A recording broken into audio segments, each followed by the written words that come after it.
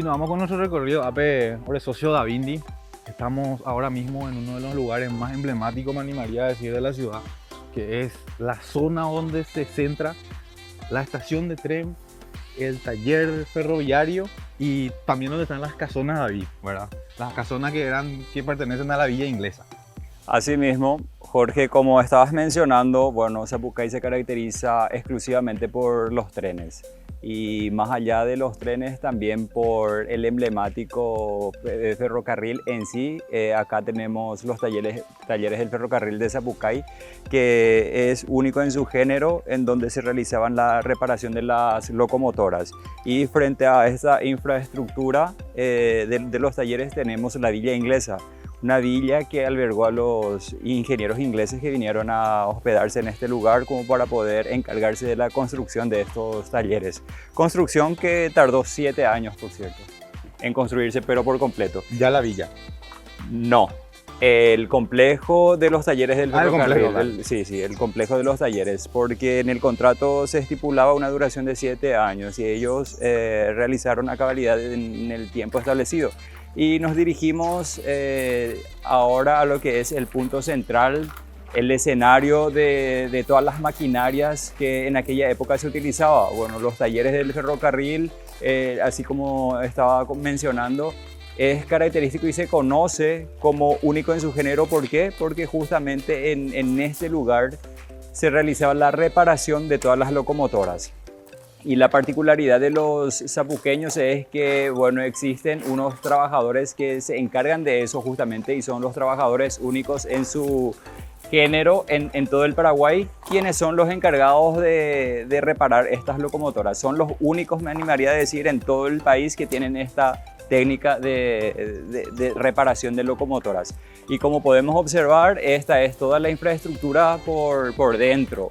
Tenemos 3 calderas que son el corazón prácticamente del funcionamiento de los talleres del ferrocarril y una polea general que conecta a todas estas secciones. Tenemos sección de carpintería, herrería, un montón de otros sectores en donde los trabajadores sapuqueños se centraban a realizar los trabajos de mantenimiento de las locomotoras en sí y también de otros trabajos así como carpintería, el mantenimiento también de la línea de agua que venía del Salto Inglés, del Chorro, porque sí, los locales conocíamos solamente como el Chorro al Salto Inglés. Salto Inglés es más bien un nombre turístico comercial. Claro, qué increíble, David, que realmente estamos en un lugar donde funcionaba y donde era prácticamente escenario de un centro de mantenimiento prácticamente de todos los trenes que operaban en el país, básicamente, ¿verdad? Sí, y como podemos observar acá de fondo tenemos como un escenario increíble, las locomotoras que quedaron varadas, por decirte de una manera rápida, ¿verdad? Estas locomotoras están en posición de mantenimiento, o sea, las locomotoras entraban dentro del interior de esta infraestructura y los trabajadores locales se encargaban de realizar el mantenimiento, inclusive te digo, no solamente el mantenimiento, sino la fabricación de las piezas, porque todas esas piezas que de repente se necesitaban, no es que los paraguayos pedían a Inglaterra algo así, no, se fabricaban en el mismo lugar, pieza por pieza de las locomotoras que se necesitaban, ya sea en cualquier parte, ya sea en Asunción, en Encarnación o Sapucay. Qué increíble. Y también una curiosidad que me entró, David, es que ¿cuándo fue la última vez que esto operó? O sea, técnicamente, bueno, hasta 1996 funcionaba todavía los talleres del ferrocarril de Sapucay, así como una institución bien organizada, pero después se realizaban así trabajos de mantenimiento de algunas locomotoras que funcionaban ya sea en Encarnación o en Asunción. Y además de eso también se hacía el funcionamiento de las calderas. Anteriormente, al menos una vez por año se hacía el funcionamiento, pero ya con fines turísticos.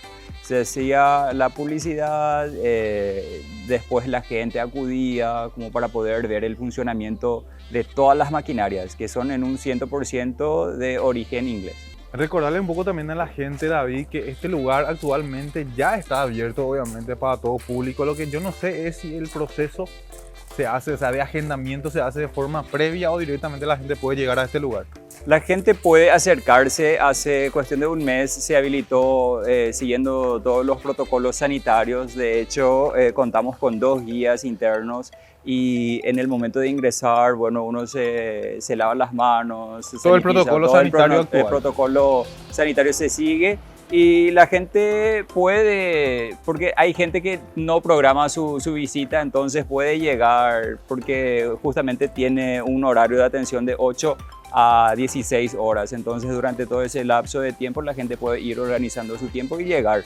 De lunes a lunes, como se dice, está abierto el lugar. Obviamente todo el recorrido que nosotros hacemos, y obviamente un recorrido incluso mucho más profundo porque se hace por guiado y por cada lugar, digamos, por cada sitio, el guía le va explicando a la gente, ¿verdad? O sea, es un recorrido histórico realmente muy enriquecedor. Y nada, continuemos también nosotros, que acá a la vuelta nomás está la estación. La estación, perfecto, nos vamos.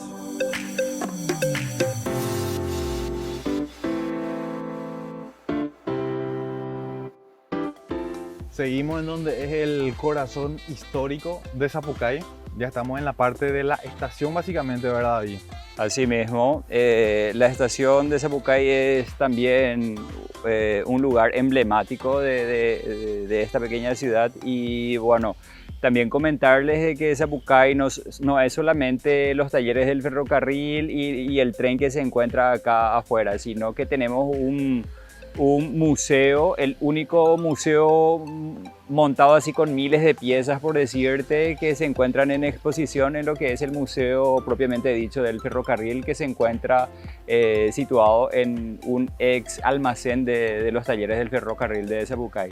Era una sección más del ferrocarril donde funcionaba lo que es el depósito de materiales y que ahora es justamente el museo, uno de los más grandes en cuanto a trenes del Paraguay.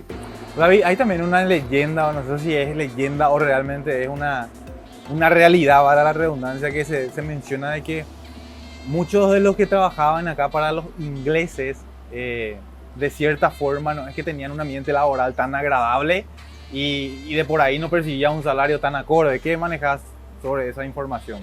Bueno, puedo decir de que tal vez haya dependido del periodo de tiempo, porque bueno, cabe mencionar de que los talleres del ferrocarril pasó en manos de diferentes jefes, por decirte. Al principio dependía solamente de la corona británica, o sea, eran los que manejaban el funcionamiento. Después adquirió la empresa, una empresa paraguaya, el gobierno paraguayo, luego una empresa argentina, o sea, dependiendo de la época, ¿verdad? Pero te puedo decir que particularmente, o sea, mi papá siempre decía de que se pagaba muy poco en el ferrocarril, por eso él decidió salir. Él era telegrafista, estuvo 2-3 meses más o menos tomando cursos de telegrafía y luego salió.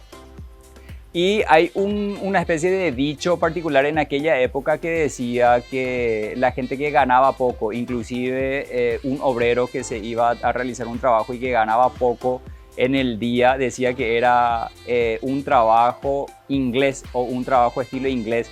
Eso implicaba de que la paga era poca y que implicaba un trabajo muy riguroso. Claro, son las cosas que están también detrás de la historia, ¿verdad? Y recordarle por último, David, que detrás de esto, de cómo funcionaba, de cuando era un festival, como mismo mencionaste, estaba operando obviamente un barrio increíble que era la Villa Inglesa. La Villa Inglesa tiene una historia muy rica porque primeramente hay que mencionar de que era el único barrio cerrado y exclusivo del Paraguay en aquella época, un barrio establecido única y exclusivamente para los ingleses. O sea, ellos, los paraguayos o los locales, no podían tener acceso a esa villa y era una villa que se caracterizaba por tener inclusive, te digo, luz, energía eléctrica, agua potable y todo generado en base a lo que es el funcionamiento de las calderas, porque a través del funcionamiento de las calderas se generaba energía eléctrica y ellos podían acceder a ese privilegio de tener corriente eléctrica desde las 5 de la tarde hasta las 9, 10 de la noche. Tenían un club cerrado, un club exclusivo en donde los ingleses jugaban tenis, jugaban fútbol,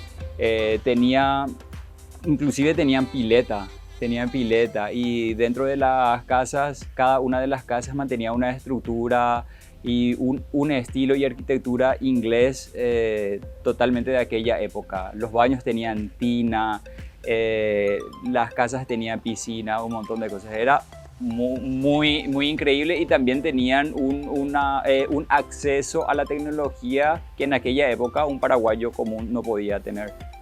David, por último, ¿cuánta es tipo la cantidad estimativa de casonas que actualmente siguen operando? No sé si operando, pero las casonas que siguen existiendo en esta zona. Este complejo habitacional tenía alrededor de entre 30 y 35 casas y actualmente ya deshabitadas porque se encuentra en un estado de abandono muy fuerte y como 4 a 5 casas se encuentra todavía habitada pero ya por locales.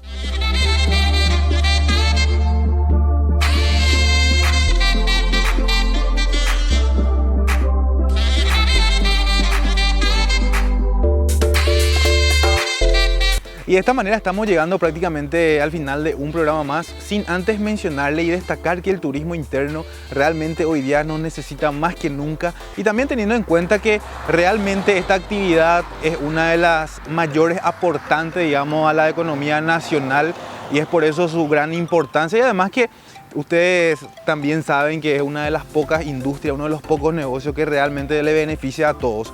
Cuando un turismo está bien desarrollado en una determinada sociedad, los beneficiados somos todos, ¿verdad? Desde el señor que vende asadito hasta el dueño de la cadena de 5 estrellas. De ahí su importancia, entonces, a poner todo tipo nuestro granito de arena, vamos a aprovechar, vamos a conocer nuestro país, obviamente respetando todos los protocolos, cuidándonos entre todos, y como siempre les digo, la mejor forma de hacer turismo es empezar conociendo tu propio país. Chau, chau.